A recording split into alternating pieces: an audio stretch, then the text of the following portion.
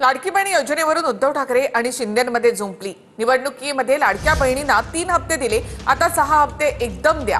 उद्धव ठाकरे यांनी टीका करत महायुती सरकारकडे मागणी केली।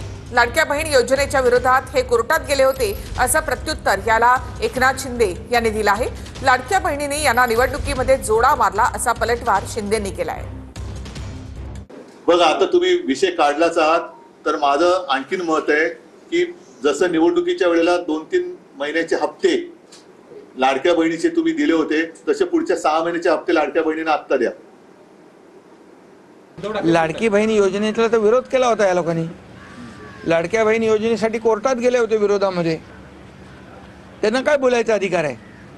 आणि म्हणून लाडक्या बहिणीच्या योजनेत खोडा घालणाऱ्या सगळ्यांनाच लाडक्या बहिणीने चांगला जोडा निवडणुकीत विधानसभेचा दाखवला आहे।